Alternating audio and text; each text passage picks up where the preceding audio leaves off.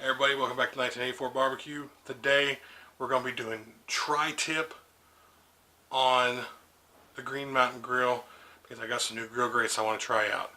Anyways guys, hang on, let's get to this tri-tip.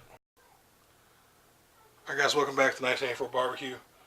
I got my tri-tip here. As you can tell, I had a lot of fat I took off with this thing, but hey, it is what it is. So what we're going to do is I'm going to go ahead. I just want to show you how much fat we actually had here. What I'm going to do is I'm going to go ahead and get this seasoned up. I got this from Matador Meats Prime. Matador Prime Meats. And I'll leave a link down in the description box for it. We're just going to use some olive oil right here, extra virgin olive oil. Okay? Just to kind of lightly rub this in on the meat. Not a whole lot, just a little bit. Just to kind of let that rub adhere to it. Look at that beautiful marbling, folks. It's gorgeous marbling in there. It's a nice piece of meat here. I'll flip it over. Now you can see where I took some of this fat off at. That stuff was thick. A little bit there too. Just kind of rub this in here. Like I said, real light coating, nothing real heavy, because like I said, we're just wanting it to adhere to our rub. Rub that down there. Get that fat out of the way. And we're also going to be using Matador Meats Prime Rub. I've used this rub before when I did my filet mignons that I got from Matador Prime Meats. I'll try to put a link in the iCard for that video, so you'll check that out, okay? And I got this rub that was sent to me when I bought my meat. They sent me this rub when I bought these, so we'll go ahead and we're going to put a light coating of rub on this here meat. Man, this stuff smells good. It tastes really good too. I've had this already once with it, but it tastes really good here. Nice, this is a big piece of meat. This is really good stuff, folks. It smells amazing. Flip this on over here. Other side there. I'm gonna go ahead and hit this nice liberal coat. Man, it's got some good smelling stuff, guys. And in my area, it's impossible to find tri-tip. I live in right across the river from Louisville, Kentucky. If you're all familiar with Louisville, Kentucky Derby and all that. But I live right across the river from it, and it is very hard to find this tri-tip. It's impossible, really, to find the tri-tip out here. So we got a nice coating of rub on our meat here. But anyways, we're going to let this hang out in our refrigerator for about 30 minutes or so. And when we come back, we'll have the grill fired up, and we're going to get them on there. Stay tuned. Hey guys, welcome back to 1984 Barbecue. We're out here with the Green Mountain Grill Jim Bowie. Got it running right around 250 right now because we're going to go indirect with these steaks. I'm sorry, steaks. We're doing a tri-tip. But I say steaks because I got two other steaks for my family here that we're doing. But the main part of this video is the tri-tip. So, anyways, we're running 250 right now with the tri-tip to be reaching internal temperature of 115 internal, and then what we're going to do is, I've been wanting to try these out for a minute, is we're going to put on these sear grates right here from Grill Grate is the name of the company. Grill Grate or whatever. We're going to put these on. I bought these when I bought this grill or whatever, but they interlock and it's really simple to do. So what you do is you just take them like this, male and female. Just like that, they interlock, and that's how they go on the grill. So you can see they're raised up. So that's what we're going to do for our searing part of this. So we're going to go indirect to start with. I've got my ThermoWorks dot over here. I'm going to put in this tri-tip. We're going to run it till 115, and I'm going to pull it off, and I'm going to pull these grates. I'm going to slide the deflector plate over to wide open. We're going to crank this bad boy up to 450. And then we're going to be searing some steaks. So let me bring you down here so you can see what we're getting ready to do here at the tri-tip. Here, I'll zoom in a little bit. Check the camera. I'm soloing today, so forgive me. There we go. Alright, so get this thing going here. I got a baked potato on over there too. But here's these other steaks for my wife. Thick cut ribeye, another ribeye for the son. And my tongs here. Get these bad boys on the grill. Like I like I said, we're running indirect with these for right now. She wants hers about like she wants, like I want mine, so put the boys on here too, like that. Now we're gonna get our tri-tip here. I want you to look at this tri-tip, folks. Look at that. Beautiful. Gorgeous looking already. Smells amazing, okay? So we're gonna go ahead, we're gonna get our tri-tip on.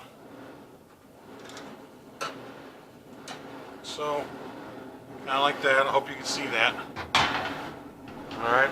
And then what we're going to do is we're going to take our ThermalWorks smoke over here, sorry, smoke dot. We're going to insert our probe into the thickest part of the meat. Right now we're running 46 degrees in there. Let me get my tongs in because I really want to get it kind of in the thickest part of this meat.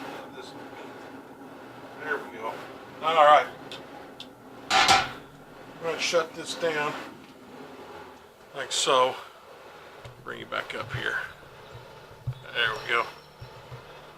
There we go, guys. Anyways, we're going to get this to 115 internal temperature on this steak. I'm also going to do the same with my wife's, but I'll check it with Thermopop. Beans I'm using my dot for a reason is because that piece of meat was very expensive. Like I said, we couldn't find tri-tip in my area. I even went to my Sam's Club, and the local butcher that we did have here closed up. So we have Sam's and GFS is the only two I really got around here. Or I go to Costco, which is like way over in the east of Louisville. So anyways, I ordered some Matador Prime steaks. I'll leave it in the description box. It's a prime tri-tip. Very good looking piece of meat. It ran me around $50 or $60 for that one piece of steak. See that one piece of tri-tip there? I mean, they went more than that, but anyways, I had it shipped to me, so I put the ThermalWorks dot on it so I can, get it right to 115. And we'll bring you back, folks, when we're getting ready to put these on the sear grates. See you then. Welcome back to 1984 barbecue. Anyways, fellas, guys, ladies, we are back. We got this grill running at 475. These grates are probably running about 500 or so, maybe a little hotter than that. Got these bad boys rolling good. You can see all the smoke coming out of this thing. This bad boy is ready to go. Okay, let's get you down here to the action for these grills. All right, guys. Woo-wee! All right, now first we're going to start out with this smaller ribeye here. We'll get that tri-tip on.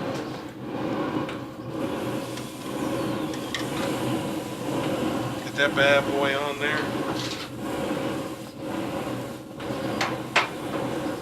We'll let this go for about a minute and a half.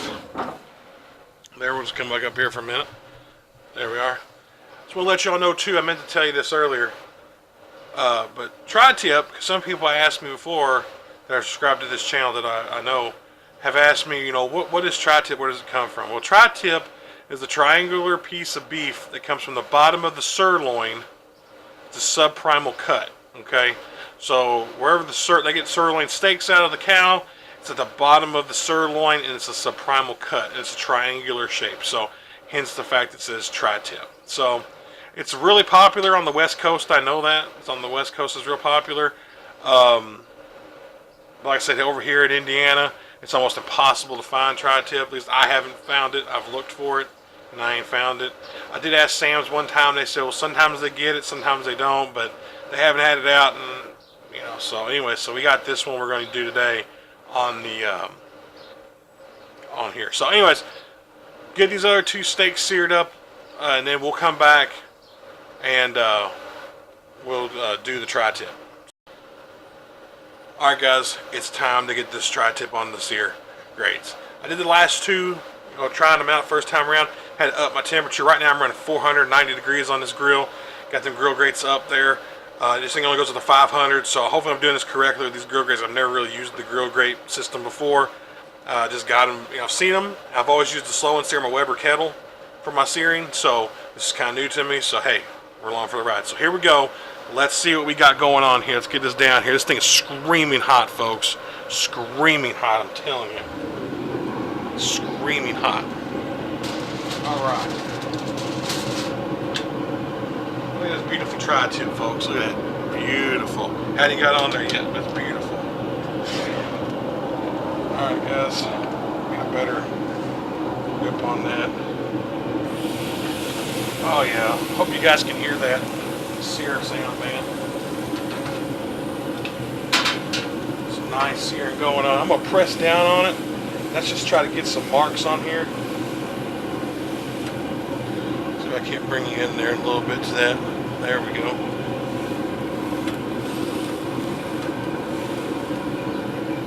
One thing I did notice is this thing's cooked pretty quick. If I put this lid down, it's 490 degrees. So I'm trying not to really put it down too much. So we'll let that go for about a minute and a half. See what we get out of it. I'll bring you back when we flip. Alright guys, we're going to give this thing a turn here. Well, we're going to try to turn it anyways. Quarter of a turn there. There we go. Quarter of a turn. We're going to do it for another 30 seconds. So, bear with. There we go. Another 30 seconds, guys. Pressed. And we're going to put this bad boy over and see what we got. I'm going to check the temperatures on too because I don't want to overshoot my medium rare. Alright guys, timer's gone off. I'm going to give a little help with this too. I'm going to use my tongs to help me get this puppy off here. Alright. Look at that. Not too shabby.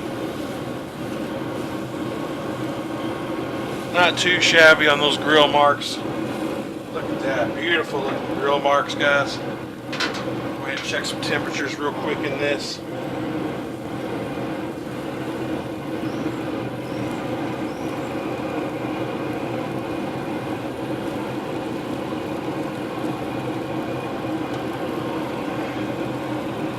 Alright guys, we're going to put the lid down here. We're going to start to lose a little temperature.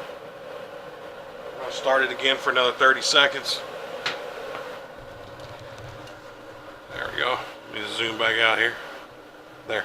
One thing I am finding interesting about this is you really can't leave the lid open too long because it was, the grill grits will lose its temperature. So maybe I'm going to call the place that I bought this from, Charcoal & More in Sellersburg. And I'm going to ask them if I should take the deflector plate completely out of it and just, run the box open flame.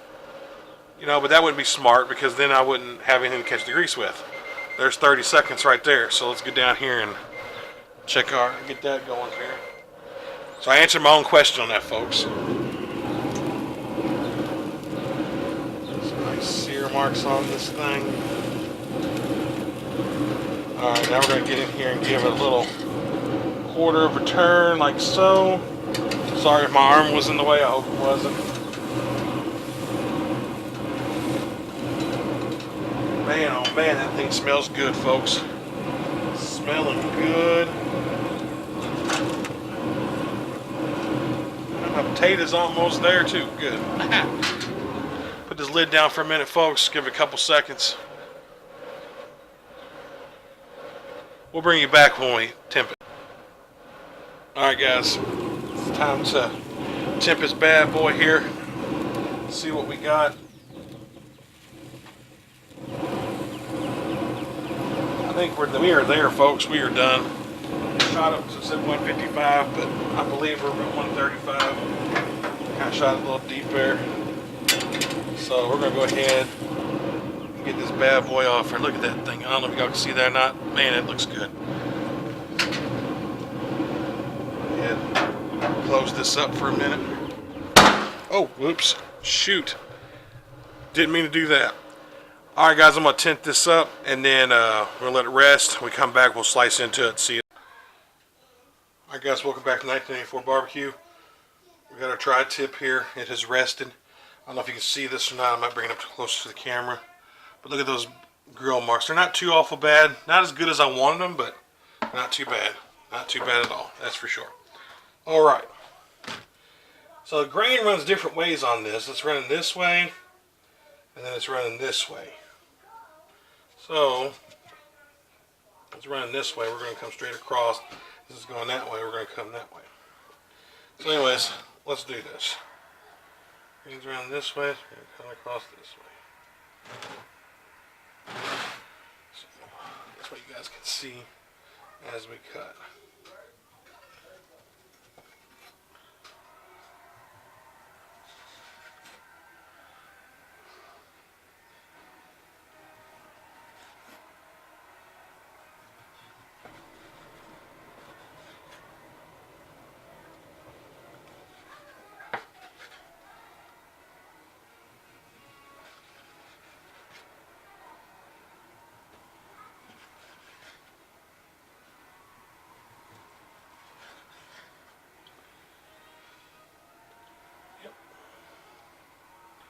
Alright guys, so one more cut here and then the grain's going to change direction on me. Let's do that. Guess you guys can see that there. Look at that juiciness. It's about a medium, it's about a rare to medium rare on this one. So let's flip this around here and start making our cuts here.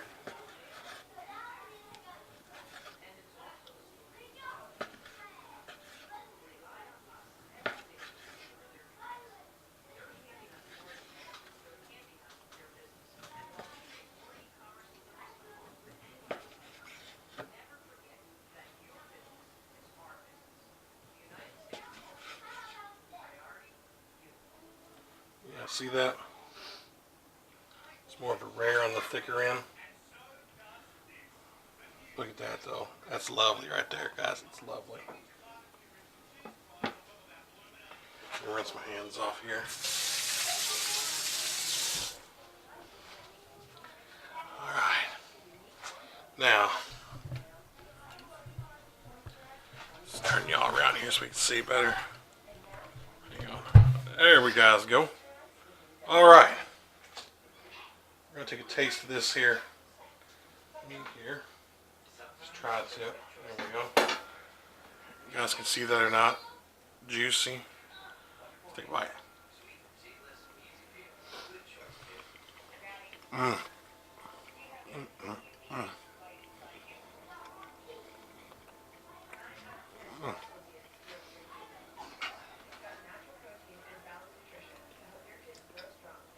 Man, that was good.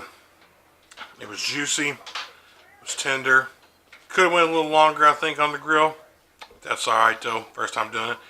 It didn't turn out dry, so that's all that matters. Hey guys, if you like what we're doing here at 1984 Barbecue, hit that subscribe button. Hit that like button. Hit that bell notification so you know when I upload new videos. And remember guys, 1984 Barbecue is the barbecue. Y'all have a good night. God bless.